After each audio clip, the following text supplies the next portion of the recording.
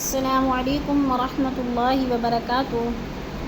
آج ہم ایک بہت ہی اہم سبق پڑھنے جا رہے ہیں، میم ساکن کے قواعد۔ اگر آپ قرآن پاک کو تجوید کے ساتھ پڑھنا چاہتے ہیں تو اس سبق کو ضرور دیکھیے گا۔ تو آئیے بلا تاخیر سبق شروع کرتے ہیں۔ سبق شروع کرنے سے پہلے یہ سمجھنا ضروری ہے کہ میم ساکن کہتے کس کو ہیں۔ جس میم پر جزم ہو اس میم کو میم ساکن کہتے ہیں۔ جہاں میم ساکن آتا ہے تو اس کے 3 قواعد ہیں۔ پہلا قاعدہ ہے ادغام شفوی، دوسرا قاعدہ ہے اظہار شفوی، تیسرا قاعدہ ہے اخفاء شفوی۔ تو آئیے پہلے قاعدے کی طرف چلتے ہیں، ادغام شفوی۔ اگر میم ساکن کے بعد دوسرا میم آ جائے تو پہلے میم کو دوسرے میم کے ساتھ ملا کر غنہ کے ساتھ پڑھیں گے۔ غنہ کا آپ کو پتہ ہوگا کہ غنہ کا معنی ہے ناک میں آواز لے جا کر پڑھنا۔ ادغام شفوی کا معنی کیا ہے؟ اگر میم ساکن کے بعد دوسرا میم آ جائے تو پہلے میم کو دوسرے میم کے ساتھ ملا کر غنہ کے ساتھ پڑھیں گے۔ اب ہم ادھر مثالوں کے ساتھ پڑھتے ہیں، جیسا کہ الیکم مرسلون۔ اب میم ساکن کے بعد دوسری ساتھ ہی میم مشدد آ گئی ہے، تو اب ہم اس میم کو کیسے ادا کریں گے؟ تو یہاں میم ساکن کو میم مشدد کے ساتھ ملا کر سختی سے جماؤ کے ساتھ غنہ کے ساتھ پڑھیں گے۔ تو یہاں پر کون سا قاعدہ لاگو ہو رہا ہے؟ اس قاعدے کو کیا کہتے ہیں؟ اس قاعدے کا نام ہے ادغام شفوی۔ یعنی ادغام کا معنی ہوتا ہے ایک لفظ کو دوسرے لفظ میں مدغم کرنا، ملانا، اور شفوی کا معنی ہوتا ہے لفظ کو ہونٹوں سے ادا کرنا۔ اب ہم اس قاعدے کو ادا کرتے ہیں، الیکم مرسلون۔ اسی طرح دوسرا قاعدہ ہے لہم ما یشاؤون۔ لہم، ادھر بھی کیا ہو رہا ہے؟ ادغام شفوی۔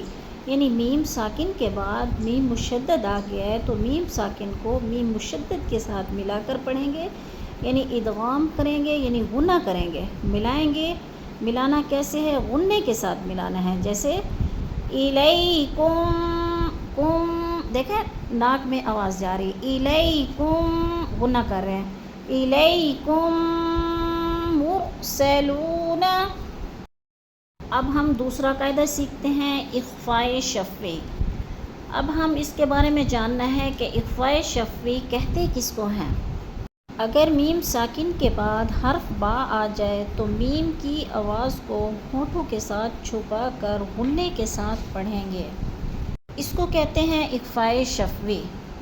اب اس لفظ میں دیکھیں میم ساکن کے بعد حرف با آ رہا ہے، تو ادھر کون سا قاعدہ لاگو ہو رہا ہے؟ تو اس کو ہم نے جاننا ہے، جب بھی میم ساکن کے بعد حرف با آ جائے تو میم ساکن کو ہم غنے کے ساتھ پڑھیں گے، یعنی اخفاء شفوی کریں گے، اس کو کہتے ہیں اخفاء شفوی۔ تو اب ہم اس لفظ کو کیسے ادا کریں گے؟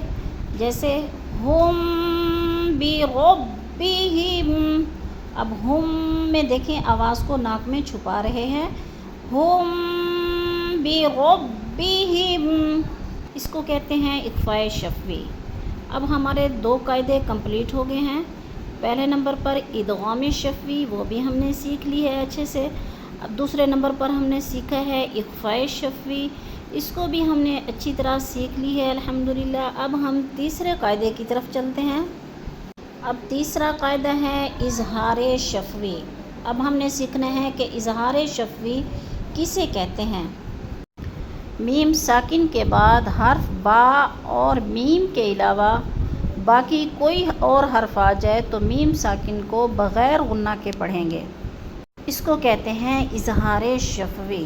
اب ہم مثال کے ساتھ سمجھتے ہیں۔ اب اس لفظ میں دیکھیں لکم دینکم، میم ساکن کے بعد دال آ گیا ہے، یعنی اظہار شفوی کی نشانی تھی کہ میم ساکن کے بعد حرف با اور میم کے علاوہ کوئی حرف بھی آ جائے تو کیا ہوگا؟ اظہار شفوی۔ اب ادھر ہے میم ساکن کے بعد دال آ گیا ہے تو ادھر کیا ہوگا؟ اظہار شفوی۔ اظہار شفوی کا معنی ہے کہ لفظ کو ہم نے بالکل ظاہر کر کے پڑھنا ہے، بلا غنہ، غنے کے بغیر پڑھنا ہے۔ جیسے لکم دینکم، لکم دینکم۔ اسی طرح دوسرے لفظ میں ہے اظہار شفوی وَخَلَقْنَاكُمْ، میم ساکن کے بعد کیا آ گیا ہے؟ حروف حلقی میں سے حمزہ آ گیا ہے تو ادھر بھی ہم نے اظہار شفوی کرنا ہے، غنہ نہیں کرنا، ظاہر کر کے لفظ کو پڑھنا ہے۔ وَخَلَقْنَاكُمْ أَزْوَاجًا۔ اسی طرح تیسری مثال ہے ذَلِكُمْ قَوْلُكُمْ، یعنی ادھر بھی ہم نے میم ساکن پہ کیا کرنا ہے؟ اظہار کرنا ہے، یعنی اخفا نہیں کرنا، لفظ کو ظاہر کر کے پڑھنا ہے۔ جیسے ذَلِكُمْ قَوْلُكُمْ، میم ساکن کے بعد قاف آ گیا ہے تو کیا ہو رہا ہے؟ اظہار شفوی۔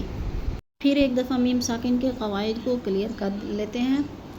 میم ساکن کے بعد میم آ جائے تو کیا ہوگا؟ ادغام شفوی، یعنی ایک میم کو دوسرے میم کے ساتھ ملا کر غنہ کر رہے ہیں، کیا کر رہے ہیں؟ ادغام کر رہے ہیں۔